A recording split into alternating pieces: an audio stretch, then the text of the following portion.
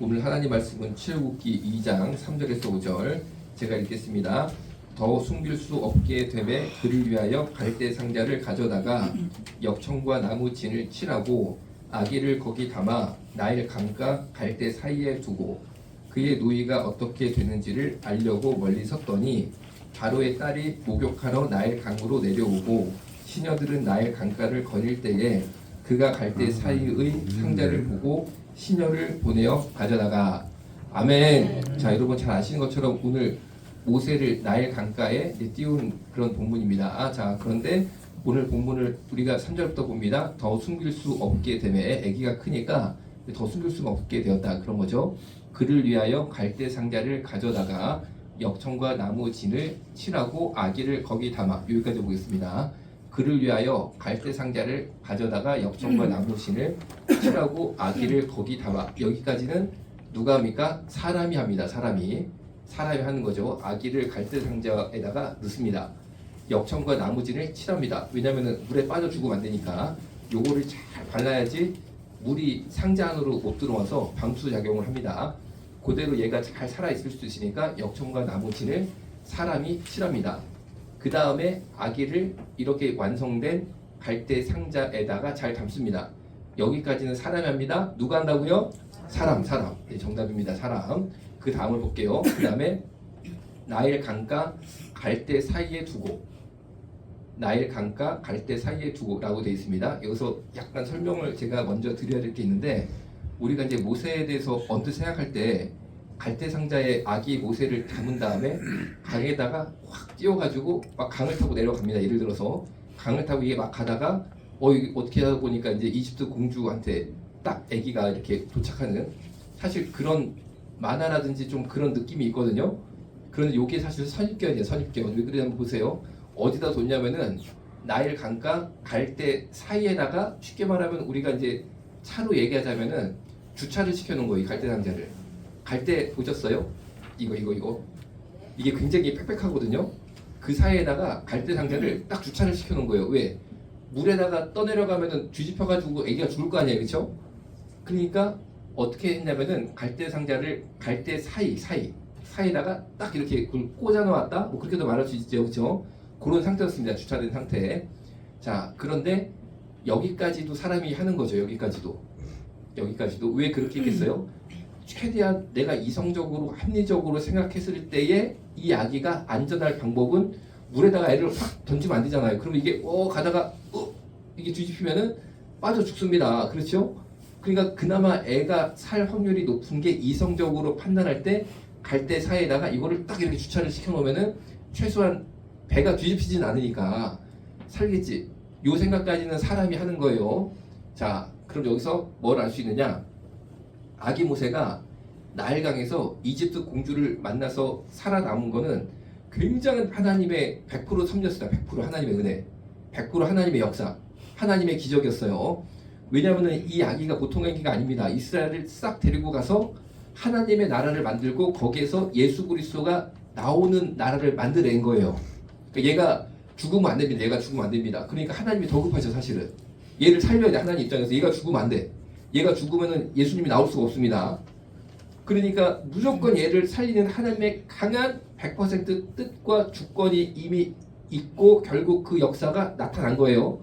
그렇다고 사람이 가만히 있습니까? 아무것도 안 합니까?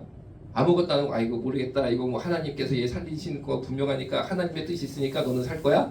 해가지고 갈대 상자에다가 역청과 나무지를 얘를 칠하지 않는단 말이에요. 이거 뭐 대충 해도 네가 그냥 쉽게 제가 좀 심한 표현 쓸게. 우리말에 이런 게 있으니까 살 놈은 사는 거고 죽는 놈은 죽는 거니까 뭐 하나님이 너 살리신대잖아. 그래도 너 살 거야. 해가지고 그냥 이 상자에다가 애를 넣어가지고 집어 넣지 않았다는 거죠, 그렇죠?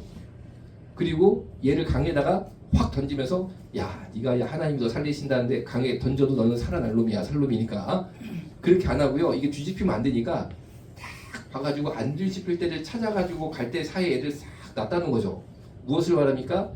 100% 하나님이 여러분을 살리실 줄로 믿습니다. 아멘. 모세 살리신 것처럼 100% 하나님께서 여러분 사랑하시고 살리실 줄로 믿습니다. 그런데 내가 할 일은 열심히 해야 된다는 거예요. 성경을 보면. 이게 우리 기독교의 아주 다른 종교랑 구별되는 점입니다. 우리 기독교는요, 희한한 거예요, 희한한 거. 100% 하나님의 역사고 100% 하나님의 기적이고 100% 하나님의 뜻이고 주권이거든요. 그런데 사람이 열심히 해야 돼요, 열심히. 이 두 개가 아주 그냥 만나고 있는 게 기독교입니다. 이렇게 만나고 있는 거. 그런데 우리 무당 가보세요. 무당이 뭐 열심히 살라고 가르치니까 맨날 부정만 붙이라고 그러잖아요. 그렇죠? 비나이다 비나이만 하면 된다고 그러잖아요. 그런데 우리 기독교를 그런 식으로 믿으면 안 될 줄로 믿습니다. 우리가 할 일은요, 열심히 해야 돼요, 열심히. 여러분, 가정주부는 살림을 열심히 해야 되겠어요? 말아야 되겠어요? 해야 됩니다. 근데 이단 빠져봐, 살림 안 합니다. 살림 안 해. 가정 버려버려. 그러니까 그게 기독교가 아닌 겁니다. 열매를 보면. 학생들은 공부를 열심히 해야 될까요? 말아야 될까요? 해야 됩니다. 부모님은 해야 됩니다. 그런데 보통 이렇게 물으면 자녀들은 가만히 있어. 근데 그 가만히 있는 자녀들 중에 우리 애들도 있어. 내가 이제 우리 애들이 외국에 있잖아요. 보니까 제가 좀 부끄러운 고백을 하는 거예요. 아유, 이 아버지가 볼 때니까 나도 아직 이 죄인이야. 좀 공부를 눈에 불을 킨다는 말 있잖아요. 한국말로. 얘네들이 물론 외국에 사니까 그런 것은 모르겠죠. 눈에 불을 킨다는 게 어떤 뜻인지 이 한국말의 그 아주 오묘한 의미는 모르겠지만 이 아버지 마음에는 또 한국 아빠니까 눈에 불을 켜고 그냥 공부를 해가지고 그냥 우리 애 눈을 볼 때마다 그냥 불이 번쩍번쩍하면 좋겠거든요. 그냥 밤낮으로. 근데 그렇지가 않아. 애들 키워보니까 여러분 자녀들은 뭐 불을 켜고 공부했을 수도 있지만 우리 애들을 보니까 그렇지 못하더라고. 그래가지고 제가 뭘 느꼈냐면요. 일단 내가 욕심이 있구나. 그런 거를 바라는 욕심이 내 안에 있구나. 내가 이 욕심이 왜 있을까? 내가 죄인이구나. 내가 이 아이들을 하나님께 아직 완전히 맡기지를 못했구나. 내가 그런 걸 깨닫고 저를 위해서 막 기도하게 되더라고요. 애들을 막 공부하게 해주세요 이렇게 기도하는 게 아니고 나를 위해서 기도하게 되더라고요. 그런데 우리 애들 편에서 내가 말하자면은 공부를 열심히 하는 게 하나님 뜻입니다. 오늘 본문을 보면. 그렇죠? 그러니까 여러분 이게 묘하게 이렇게 아주 그냥 균형을 이루면서 말씀과 안에 녹아있는 게 기독교의 신비예요. 사실은요. 그러니까 아버지를 내 스스로 볼 때는 나를 위해 기도해야 돼. 애를 붙잡고 주여 공부하게 하여 주옵소서. 주여 공부하게 하여 주옵소서. 그러면 공부 더 하네. 질려가지고. 그렇게 기도하면 안 돼. 그냥 나를 향해서 아버지 제가 이 마음을 못 내려오고 있습니다. 아버지 자식 욕심을 아직까지 못 내리고 있네요. 이 나를 위해서 기도하되 우리 애한테는 성령님이 역사하셔서 말씀을 보다 깨달음이 와서 야 이게 하나님께서 나 대학을 그냥 보내주시는 게 아니구나. 내가 공부를 열심히 해야 되는구나. 이런 생각을 갖게 하는 것이 우리 기독교의 신비다라는 거죠. 자, 그럼 여러분께 다시 여쭤볼게요. 직장 생활 가지고 되게 대충 한단 말이야. 그러면은 하나님 뜻이 아니라는 거죠. 그렇죠? 하나님 뜻이 아닙니다. 정말 하나님께서 주신 것을 우리가 열심히 해야 될 줄로 믿어요. 그게 이제 오늘 3절 그 본문이에요. 자, 그런데 갈대 사이에 두고 그 다음 4절에 갑니다. 그의 누이가 어떻게 됐는지를 알려고 멀리 섰더니 그의 누이는 아기 모세의 누나를 말하는 거예요. 그러니까 그가 모세죠. 모세의 누이가 이 아기가 어떻게 되는지 정말 궁금하잖아요. 거기다가 쉽게 말하면 주차를 딱 시켜놓고 왔는데 시간 지나면은 결국 밥을 못 먹고 물을 못 먹으니까 아기가 과연 며칠이나 버티겠습니까? 며칠이나 내가 미국 갔다 얼마 안 돼가지고 발음이 약간 미국식으로 그러더니 며칠이나 살아남겠습니까? 그렇죠. 며칠이나 살아남겠습니까?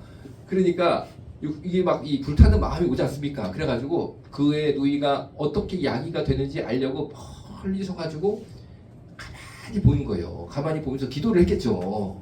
살아계신 아버지 하나님, 내 동생 저기서 지금 저러고 있는데 3일만 밥 못 먹고 젖이죠. 저 정확히 말하면 애기니까 젖 못 먹으면 애기 죽습니다. 애기 죽습니다. 아버지 애기가 정말 3일만 젖 못 먹어도 확 해가지고 죽는데 아버지 어쩝니까? 그런데 할 거는 없어. 더 이상은 할 게 없어 내 손으로.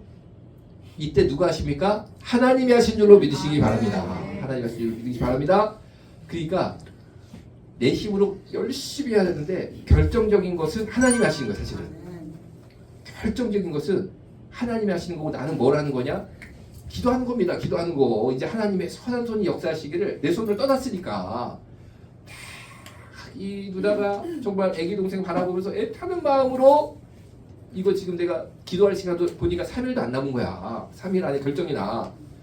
그냥 막 기도하는 것처럼 어느 순간부터는요 다 내려놔야 돼. 어쩔 수 없어. 내려놓고 기도만 해야 돼. 그럼 하나님이 하셔. 그런 때가 온다는 거죠.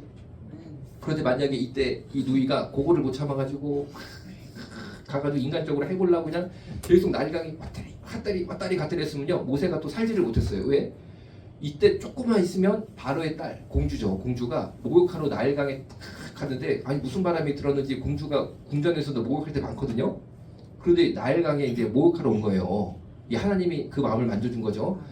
그래서 나일강으로 갔는데 하필이면 또 갈대가 막 꽂혀있는 대로 그쪽으로 갑니다. 원래 그쪽으로 잘 안 가요. 왜냐면요 이 갈대라는 게 아시다시피 가까이 가다가 다칠 수도 있고 그 갈대가 이게 부러진 거는 날카롭거든요. 웬만하면 잘 안 가는데 왠지 이 공주가 그때 무슨 마음이 들었는지 갈대가 또 딱 보니까 이렇게 좀 운치가 있을 수도 있잖아요. 그래가지고 야 내가 참 궁전에서 목욕 안 하고 나일강까지 왔는데 그래도 한번 이 갈대도 한번 봐야겠다 싶었는지 그쪽으로 마음이 끌려가지고 슬슬 가는 거예요. 막 신녀들이랑 데리고. 이게 누가 하신 겁니까? 하나님이 하신 줄 믿으시기 바랍니다. 그런데 하나님이 공주에게 팍 역사하셔가지고 그냥 이 갈대 쪽으로 이 모세가 딱 주차되어 있는 그쪽으로 팍 몰고 있단 말이에요. 공주를 몰고 있는데 웬 히브리 여자아이, 히브리 여자아이는 노예입니다. 노예가 깨끗해요? 더러워요? 간단히 말하면 이게 옛날에 우리 100년 전만 해도 1년에 목욕 한두 번 했다고 그러잖아요. 그렇죠? 명절 때 한 번 하는 게 목욕이었다고 그래요. 그럼 여러분 지금 이 시대가 어느 시대인데 노예인데 완전히 여러분 애가 깨끗합니까? 지저분합니까? 당연히 지저분. 그러니까 모세의 누나 미리암은 굉장히 제가 좀 심한 표현했습니다. 죄송해요. 한국말로 하면 떼국물이 이제 꾀져한 거죠. 이거 뭐 어쩔 수 없는 거 아닙니까? 이거 욕하는 게 아니죠. 그런 애가 보니까 예를 들어서 공주가 목욕하려고 슬슬 막 하나님이 이 마음을 주장하셔가지고 갈대숲 쪽으로 가는데 웬 막 그냥 손톱 발톱에 그냥 이도 있었을 거야. 틀림없이 이 빈데 그래 내가 자꾸 가게다가 들어갔다가 나갔다가 들어갔다가 나갔다면 공주가 그 물에 들어가서 공주를 하는 게 아니라 내가 미국 갔다 와서 우리가 이게 한국말 있잖아. 공주가 그 물에 들어가서 목욕을 하고 싶겠어요? 안 하고 싶겠어요? 안 하죠. 아니 하나님께서 인도해가지고 거기 딱 들어가려고 그러는데 아니 어떤 애가 그냥 여기다 그냥 이 막 떡이 져가지고 막 그냥 빈대 이가 그냥 막 펄쩍펄쩍 뛰어 막 여기서 막 등을등을해. 손톱 발톱 보니까 시커매. 걔가 자꾸 왠지는 몰라 이유는 모르는데 자꾸만 그 물에 들어갔다가 나왔다가 목욕하는 것도 아니면서 들어갔다가 나왔다가 그러면 공주가 멀리서 딱 보고 갔다가는 옮을 것 같으니까 그 물에 못 들어가는 겁니다. 이때는요 하면 안 돼. 하면 안 되는 순간이 와. 뭘 하면 안 돼. 오히려 일이 안 돼. 그러면 기도만 해야 돼. 그런 순간이 옵니다. 그럴 때는 기도 열심히 해야 될 줄로 믿습니다. 하나님께 모든 것을 맡길 줄로 믿습니다. 근데 이게 거꾸로 되면 안 돼요. 내가 열심히 할 때는 열심히 안 하고 또 내가 열심히 기도하고 하나님을 온전히 바라볼 때는 그때부터 한다고 그냥 왔다 갔다 하면요 아이고 대리를 안 되니까 여러분 우리가 말씀 가운데 이런 역사를 잘 분별하는 지혜를 하나님이 주실 줄로 믿습니다. 자 그래서 5절을 딱 보니까 바로의 딸이 목욕하러 나일강으로 내려갔습니다. 시녀들은 나일강가를 거닐 때에 그가 갈대 사이의 상자를 보고 시녀를 보내어 가져다가 그러니까 5절을 봐도 갈대 사이의 상자가 주차되어 있었던 상태라는 것을 우리가 알 수 있죠. 그러니까 이제 이 상자가 이렇게 막 떠다녀가지고 이렇게 이 악어도 피하고 뭐도 피하고 가가지고 어떻게 이 공주인대로 갔다 이거는 조금 우리가 이제 극적인 효과를 위해서 사실은 왜냐하면 애들 만화를 만들다 보면 또 설교를 하다 보면 약간 극적인 효과가 있을 수도 있잖아요. 그렇게 약간 이제 표현한 건데 사실 이 원문을 정확히 보면은 강으로 떠내려간 게 아니고 갈대 상자가 이 갈대 사이에 계속 있었습니다. 그리고 오히려 공주가 온 거예요. 공주가 온 거예요. 하여튼 상황이 이제 그런 상황이었어요. 자 그러면은 이제 우리 PPT 좀 열어볼게요. 말씀 두 구절을 보고 추가로 좀 말씀드릴게요. 시편 49장 20절 존귀하나 깨닫지 못하는 사람은 멸망하는 짐승 같도다. 존귀하나 깨닫지 못하는 사람은 멸망하는 짐승 같도다. 자 오늘 보니까 이 바로의 공주가 하나님을 믿는 상태였을까요? 아니면 아니었을까요? 당연히 아니었죠. 당연히 아니었습니다. 바로의 공주는 하나님을 믿는 백성이 아닌 상태. 그런데 모세는 하나님의 특별한 사명을 가지고 태어난 상태. 모세의 누나 미리암은 하나님을 믿고 기도하는 상태. 이런 상태였던 거예요. 그런데 하나님께서 이 세 인물 중에 결정적으로 이 결정타를 딱 치게 만든 것은 누굽니까? 공주였어요. 공주가 결국에 모세를 딱 끄집어낸 게 아주 결정적인 사건이잖아요. 이 지금 이야기 중에. 그러니까 하나님께서는 믿지 아니하는 우상 숭배에 완전히 여러분 이거 이집트 왕가는요 파라오가 신입니다. 신. 파라오 믿는 게 이집트인데 파라오가 누굽니까? 공주의 아빠야 아빠. 자기 아빠가 신이야. 아주 그 믿음으로 꽉 찬 게 이집트 왕국입니다. 그러니까 이렇게 우상 숭배를 편하게 완전히 이 안에 우상으로 꽉 찬 그런 사람도 결정적인 하나님의 때에 하나님께서 주권적으로 쓰신다. 아멘. 아멘. 아멘. 자, 그러면은 쓰임 받으면은 똑같은 거냐? 그 불교를 믿던 기독교를 믿던 아니 하나님은 불교도 쓰시고 기독교인도 쓰시는데 그럼 뭐 똑같은 거 아니냐? 그렇게 보면 안 된다는 거죠. 자, 보세요. 시편 49장 20절에 보면 존귀 하나라고 되어 있습니다. 존귀 하나. 그러니까 인간은 존귀합니다. 인간은 존귀해요. 왜? 하나님의 형상대로 사람을 지으셨다라고 창세기는 말씀하십니다. 다시 사람은 누구의 형상으로 지었습니까? 하나님의 형상대로 지었다. 아멘. 아멘. 그러니까 존귀하다라는 거죠. 존귀하다. 그런데 그 뒤를 보세요. 불교 믿어도 존귀합니다. 기독교 믿어도 존귀합니다. 하나님이 쓰십니다. 그런데 그 뒤를 보세요. 깨닫지 못하는 사람은 멸망하는 짐승 같도다. 깨닫지 못하는 사람은 멸망하는 짐승 같도다. 그럼 뭐가 차이가 나는 거냐?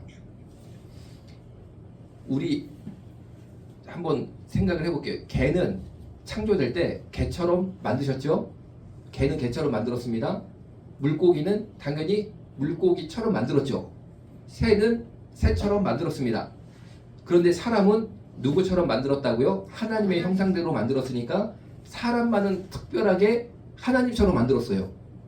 이해가 되시죠? 개는 개처럼 만들고 새는 새처럼 만들고 새는 새처럼 만들고 곤충은 곤충처럼 만들고 그런데 사람만 사람처럼 안 만들고 하나님처럼 만들었다. 그러니까 사람이 존귀하다. 그런데 이 사실을 깨닫지 못하는 사람은 하나님 형상대로 만든 인간이지만 멸망하는 짐승같이 된다. 여기서 차이가 나는 거예요. 자, 불교는 왜 믿으면 안 되냐? 불교는 사람은 사람처럼 만들었다고 생각해요. 그래서 신이 돼야 된다고 생각합니다. 그래서 열심히 불공을 드리는 거죠. 그런데 기독교는 우리는 하나님의 형상대로 만들어졌다는 거죠. 입이 우리가 하나님처럼 막 기도 열심히 해가지고 하나님처럼 되는 게 아니에요. 그냥 만들어지기 자체를 하나님처럼 우리를 만드셨다. 그런데 뭐가 차이가 나느냐? 하나님처럼 우리를 만드시고 하나님의 형상대로 만드셨으니까 우리가 말씀을 깨달아야지만 우리의 존재 그대로 만들어진 속성 그대로 살 수 있다는 게 기독교입니다. 그런데 불교는 그게 아닌 거예요. 불교는 깨달아야 된다. 뭘 깨닫냐? 부처를 깨닫고 불경을 깨달으면은 우리는 이게 올라가가지고 부처처럼 될 수 있다. 이런 가르침을 주는 거죠. 스님 하나가 있는데 중이죠, 중. 근데 이 중이 나쁜 말이 아니에요. 중이 무리 중자입니다. 무리 중자. 왜냐하면 중들은 모여서 살잖아요. 그래서 무리 중자예요. 그러니까 중이 이제 비하하는 말이 아닙니다. 그 사람들의 어떤 속성에 따른 단어인 거예요. 정말로 모여서 사니까. 중 중에 아주 존경받는 사람이 하나 있거든요. 이 사람이 현대에서 그냥 막 추앙을 받는 거예요. 이 사람은 정말 부처를 사랑하고 부처한테 모든 것을 바친 사람이다. 왜 그러냐면 이 사람이요, 부처한테 기도를 하지 않습니까? 자기가 부처처럼 되려고 이걸 쌓아야 되니까, 도를 쌓아야 되니까. 근데 우리 기독교는 그렇게 할 필요가 없다는 거죠. 왜? 이미 우리는 하나님의 형상대로 지음을 받았으니까. 그런데 부처는 그게 아니잖아요. 올라가야 돼. 올라가서 부처까지 안 올라가면 어떻게 됩니까?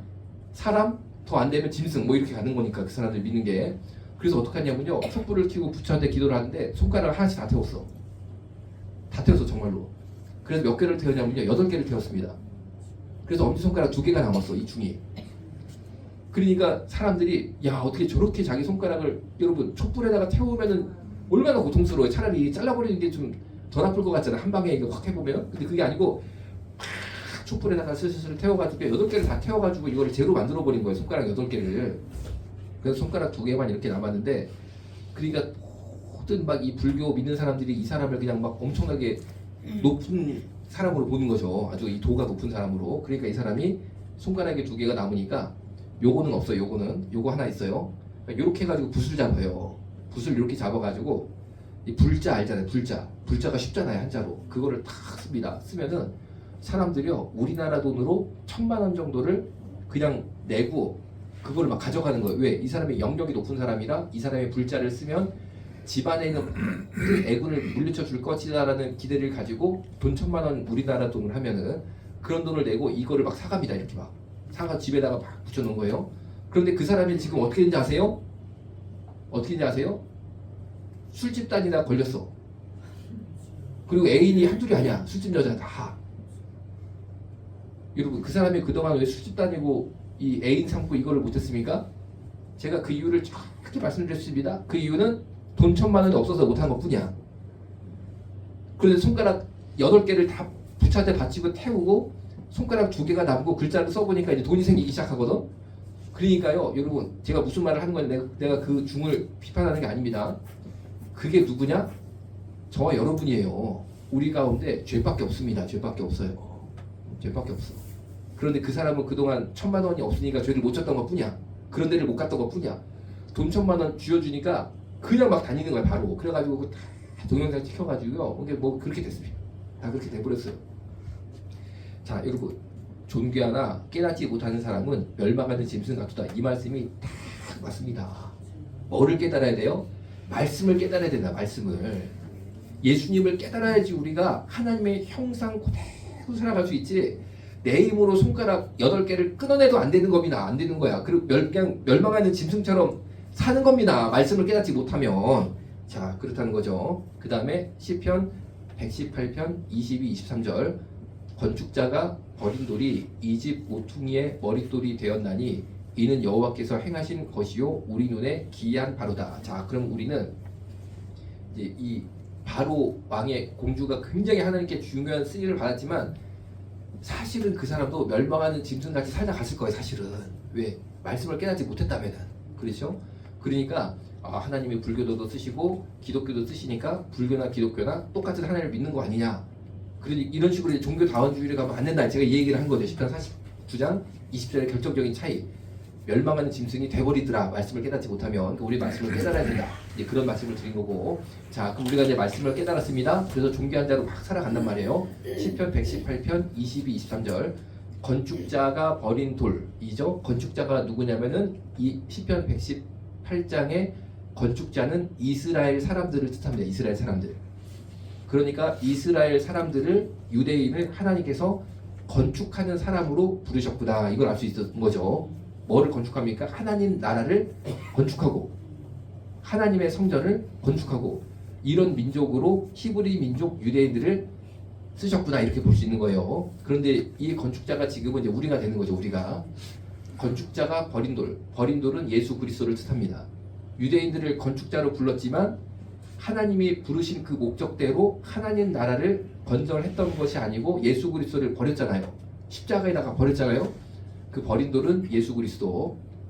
버린 돌인 예수 그리스도가 이 집 모퉁이의 머릿돌이 되었다. 이 집은 하나님의 집, 하나님의 성전, 하나님의 성전 모퉁이의 머릿돌이 되었다. 이게 무슨 뜻이냐? 모퉁이의 머릿돌이 뭐냐면요, 이런 겁니다. 옛날에는 건축을 할 때 지금처럼 이렇게 재구 이런 게 없잖아요. 이렇게 막 측량 도구가 없잖아요. 그럼 어떡하냐면요, 이렇게 돌을 모퉁이가 이 구석을 모퉁이라고 그러죠. 이런데 모퉁이 끝에 거기에 머릿돌이라고 해가지고 딱 눈으로 봐가지고 직각으로 90도로 돌을 이렇게 딱 놔요. 이렇게 여기다가 구석에다가. 그러면 어떡하냐면은 여기 따라서 돌들을 계속 붙입니다. 그러면 이렇게 반듯하게 외벽이 지어지는 거죠. 집이 지어지는 거죠. 그래서 모퉁이의 머릿돌이 어떤 돌이냐? 모퉁이에 딱 이 90도로 서 있는 돌. 이 돌에다가 다 붙어가지고 벽이 짜자자자 붙여가지고 이렇게 올라가는 거예요. 그분이 누구냐? 예수님이라는 거예요. 예수님. 유대인이 버린 돌이었는데 우리한테는 예수님이 모퉁이의 머릿돌이 되었다. 이게 뭐냐면은 우리가 모퉁이의 머릿돌 대신 예수님을 향해서 살 때에 하나님의 성전이 지어진다라는 뜻입니다. 그러니까 불교 믿어도 되나요? 당연히 안 됩니다. 당연히 안 됩니다. 왜? 예수님을 향하여 그 삶이 정렬되어 있지 않잖아요. 모퉁이의 머릿돌을 향하여 정렬되어 있지 않으니까 하나님의 성전으로 쓰임받지를 못하는 거예요. 그 사람은 잠깐 아까 그 바로왕의 딸처럼 잠깐 기적의 은혜 가운데 한번 쓰임받을 수 있어도 하나님의 성전으로 지어지지는 못합니다. 그 사람들은. 그러니까 종교다원주의 뭐 기독교나 불교나 똑같은 거 아니냐, 이건 완전 틀린 말이라는 거죠. 완전 틀린 말이라는 거죠.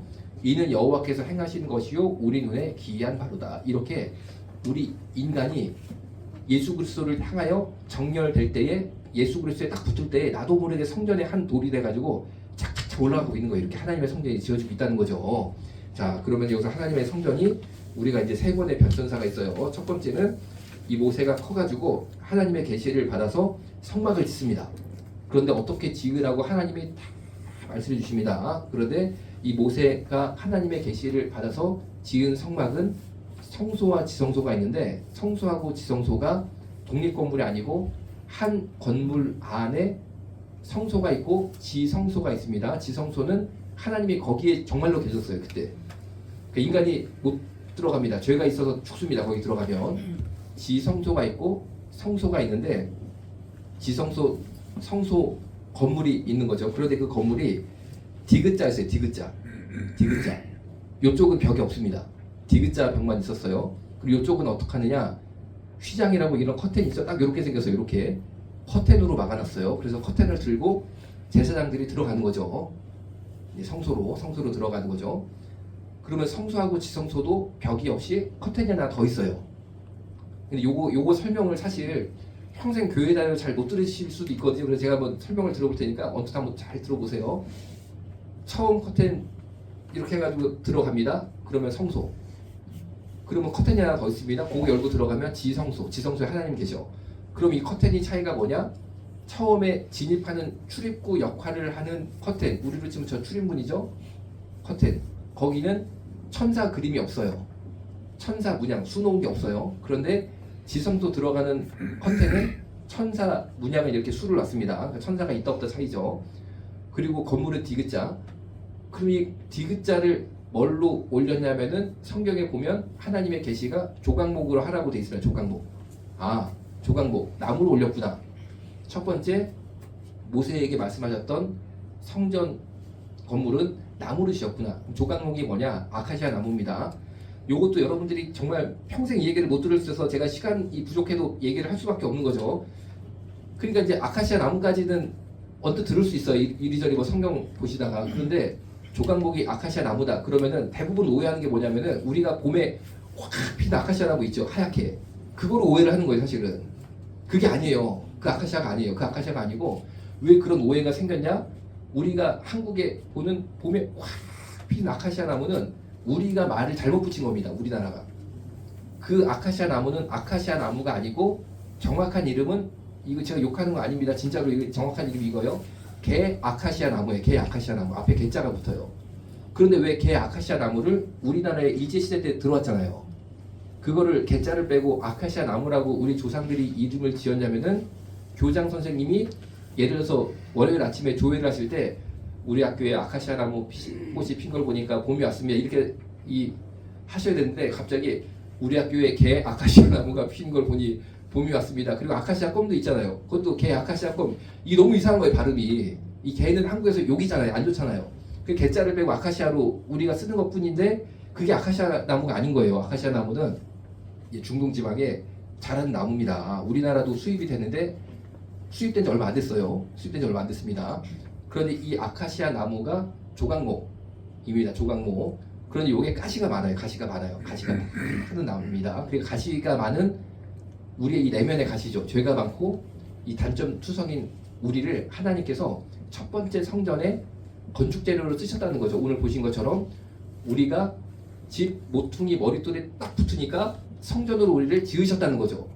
이는 여호와께서 행하시는 것이요 우리 눈에 기이한 바다라는 겁니다. 왜 우리 같은 이 가시가 많은 인생들은 쓰임을 못 받는데 하나님께서 성전 재료를 우리를 써가지고 지성소가 뭐라고요? 하나님이 진짜 계셨다니까요. 그 벽이 나야. 그런데 그 벽을 나를 쓰셨네. 나 같은 인간을 쓰셨네. 우리가 누굽니까? 아까 그 중 욕할 것도 없어요. 우리도 돈이 없어가지고 쟤 못 짓는 걸지 누가 알아. 내가 그냥 뭐 하나 써보니까 사람들이 1000만원씩 막 갖다 준단 말이야. 줄을 서가지고. 그러면은 우리가 어떤 인간이 될지 어떻게 합니까? 이게 가시나무 인생, 조각목 인생, 아카시아 나무 같은 내 인생.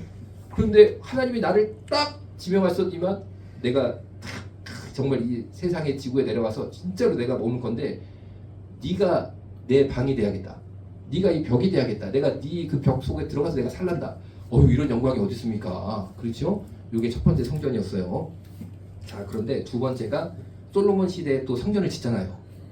그때 하나님이 또 말씀을 하시는데 요때는 돌이 들어갑니다. 돌이 들어가요. 돌이. 그러니까 처음에는 이 나무, 두 번째 성전은 돌이 들어갑니다. 이거는 뭘 말합니까? 우리가 나무 같은 믿음인데 시간이 지나면서 하나님을 계속 예배드리다 보니까 성전이 뭐 한답니까? 예배드리는 데잖아. 예배드리는데 계속 예배를 팍 드리다 보니까 어이구 이 성전이 돌이 되네, 단단한 믿음이 되네. 이게 바로 예수님께서 베드로에게 너는 베드로다, 반석이다 이렇게 말씀하신 거예요. 이게 우리가 계속 믿음 생활 예배 생활 하다 보니까 나무 같던 내 믿음이 돌 같은 단단한 믿음, 반석 같은 믿음, 베드로 같은 믿음이 되는 겁니다. 그렇게 된다는 거예요. 자, 그런데 여기서 끝나는 게 아니고 성전이 한 번 더 나오죠. 요한계시록에 가면 그때는 우주적인 완성된 새 예루살렘, 궁극적인 교회, 완성된 교회. 그거는 뭐가 들어갑니까? 뭐로 짓습니까? 보석으로 짓습니다. 보석으로. 그러니까 우리가요 지금 이 중에는 이제 막 예수 믿어가지고 아직은 이제 나무란 말이야. 믿음이 실망할 거 없습니다. 계속 예배 드리시면요 돌 같은 믿음이 될 줄로 믿습니다. 단단한 믿음, 반석의 믿음, 베드로의 믿음, 게바의 믿음. 그런데 거기서 우리가 끝나면 안 됩니다. 계속 기도하고 예배드리고 신령과 진정으로 하나님 바라보고 막 그 모퉁이돌 대신 머릿돌 대신 이 머릿돌이 모퉁이 머릿돌 90도 돌이라는 뜻이에요. 구석에다 세우는 90도 돌. 거기다가 내가 딱 바라보고 내 각도를 맞춘단 말이에요. 저기 나는 붙어야 돼. 저거랑 방향이 맞아야 돼. 그래야지만 나는 성전으로 쓰임 받을 수 있어. 팍 예수님만 바라보고 모퉁이 머릿돌 바라보고 팍 계속 나가다 보면 야, 이 반석 같은 믿음이 나중에는 보석 같은 믿음으로 바뀝니다. 보석 같은 믿음으로. 이걸 바로 정금 같은 믿음으로 나온다 이렇게 표현도 하는 거예요. 내 믿음이 정금같이 나오리라 이렇게 또 표현을 하는 거예요. 자, 그러니까 여러분 이주경 씨 내 믿음이 이제 반석이 됐단 말이에요. 단단해. 팍 아주 단단해. 그럼 멈추지 말고 계속 기도하시고 모퉁이 머릿돌 대신 예수님한테 내 삶의 방향을 맞추면서 계속 예배드리시면요 틀림없이 보석 같은 믿음의 사람, 보석 같은 성전의 재료가 돼서 예수님과 함께 영광의 참여한 자가 될 줄로 믿습니다. 기도하겠습니다. 살아계신 아버지 하나님, 이 시간 하나님께 우리의 믿음이 더 단단해지고 더 귀해지는 그런 믿음 되기를 간절히 기도드립니다. 주님 응답하여 주시고 사용하여 주옵소서. 예수님의 이름으로 기도드렸습니다. 아멘.